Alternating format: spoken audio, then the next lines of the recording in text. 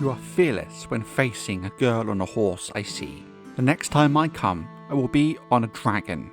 Throw dirt on me then, I pray you. Rhaena Targaryen to the poor fellows. Fire and blood, the sons of the dragon.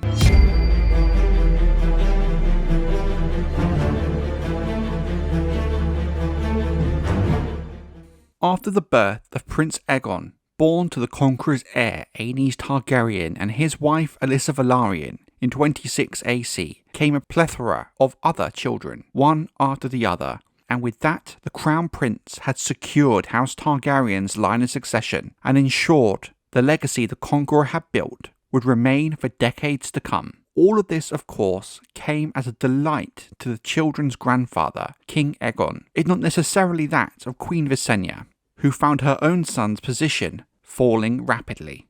In 29 AC, Aenys and Alyssa had a second son they named Viserys. Viserys being the male denomination of Visenya, which some suspect was meant to honour Aenys' aunt, Queen Visenya, or at least that's what some versions of the tales say.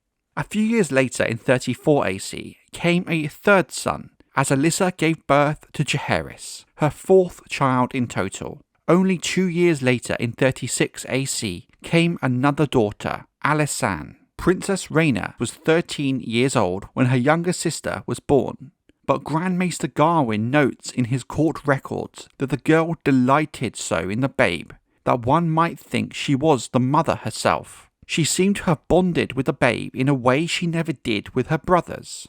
Rhaena, the eldest daughter of Aenys and Alyssa, was always said to be a shy, dreamy child who seemed to be more comfortable with her animals than other children. She had few friends. As a little girl, she would often hide behind her mother's skirt or cling to her father's leg in the presence of strangers, and even some courtiers she disliked.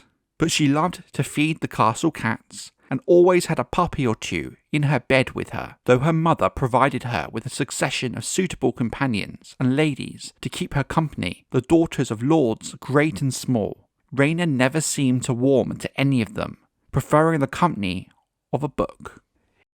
It may well be that dragons somehow sense and echo the moods of their riders, for Dreamfyre came down out of the clouds like a raging storm that day. The writings are set to Bath on Dreamfyre, fire and blood, birth, death, and betrayal under King Jaehaerys I.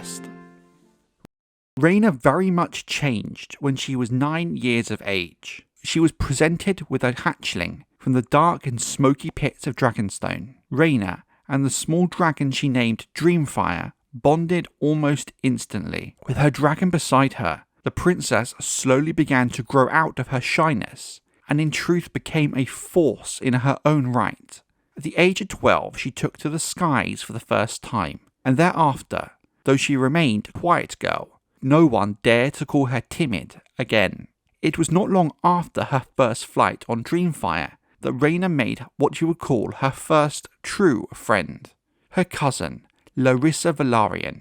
For a while, the two girls were all but inseparable, spending every minute of the day together, apart from the few moments Rhaena mounted Dreamfyre for a flight around Blackwater Bay or to various locations around the Crown Lands. But that was until Alyssa was suddenly and unceremoniously recalled back to Driftmark, as she was to be married off to the second son of the Evenstar of Tarth. This hurt Rhaena greatly, but the young, and in this case especially Rhaena Targaryen, are nothing if not resilient, as the troubles of her adult life would later prove. But the princess soon found a new companion in the hand of the king's young daughter, Samantha Stokeworth. There are some legends that say that it was Rhaena Targaryen who put a dragon egg in the cradle of Princess Alysanne when she was still a babe, as she had done so 2 years prior with her younger brother Jaehaerys, starting a tradition of Targaryen babes being given cradle eggs at birth, in the hopes of the eggs hatching and the prince or princess growing with their dragon. If this tale is true, then from those eggs came the mighty dragons Silverwing and Vermithor, 2 dragons who would permanently be etched at large in the history of Westeros. So large, in fact, they would overshadow so many others. A true king, blood of Aegon the Conqueror, who was my brother, my husband, and my love. If any man questions my son's right to the Iron Throne, let him prove his claim with his body. Queen Rhaena Targaryen on her son Maegor. Fire and Blood, the sons of the dragon. Princess Rhaena's love for her siblings and the realm's joy at each new Targaryen princeling was not shared by Prince Maegor or his mother, Queen Rhaena, for each newborn son to Aenys pushed Maegor farther down the line of succession to almost irrelevancy, and there were still those who claimed he stood behind Aenys' daughter too. For Maegor to have any claim on the Iron Throne would take a monumental event and tragedy to befall many. All the while his brother was fathering several children, Maegor himself remained childless, for his wife, Lady Cerys Hightower, did not fall with child in the years that followed their marriage, despite Maegor's lusty beginnings. But, on tourney ground and battlefield, however, Prince Maegor's accomplishments far exceeded those of his brother, Prince Aenys. In the Great Tourney at Riverrun in 28 AC, Maegor unhorsed 3 knights of the Kingsguard in successive tilts, before falling to the eventual champion. In the melee, no man could stand before him, and Dark Sister, the blade gifted to him by his mother on his 13th name day. Afterwards, he was knighted on the field by his father, who dubbed him with no less than a blade than Blackfyre, the very sword of kings. At only the age of 16, Maegor became the youngest knight in the Seven Kingdoms in living memory. There was no nepotism involved here, as some detractors retroactively tried to claim. Maegor truly did prove himself a skilled and technically gifted warrior, deserving of his acclaim and accomplishments. Other noteworthy feats followed, one after the other. In 29 AC and again in 30, Maegor accompanied Ormond Strong and Aegon Velaryon to the island chain of the Stepstones to root out the Lycian pirate king Sargosso-San, and fought in several bloody battles, showing himself to be both fearless and deadly. In 31 AC, of his own volition he hunted down and slew a notorious robber knight in the Riverlands, the so-called Giant of the Trident. Balerion is a willful beast, and not one to be trifled with. Jaehaerys Targaryen, to his small council, on Balerion the Black Dread, Fire and Blood, Jaehaerys and Alyssa, their triumphs and tragedies. Oddly, however, despite all of his accomplishments, Maegor was not yet a dragonrider.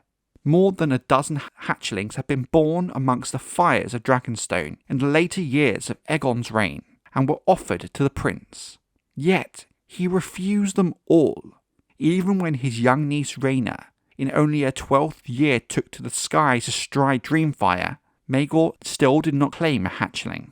Maegor's apparent failure became talk of King's Landing, and he was mocked when compared to his niece. Lady Alyssa teased him about it one day in court, wondering aloud in the presence of many courtiers why my good brother is afraid of dragons. With that, Prince Maegor darkened in rage at the jape, because the truth was, Maegor had rejected the hatchlings for a very specific reason. In response to his sister-in-law, he replied coolly that there was only one dragon worthy of him. He did not name that dragon, but all knew which one he meant. His father's, Balerion the Black Dread.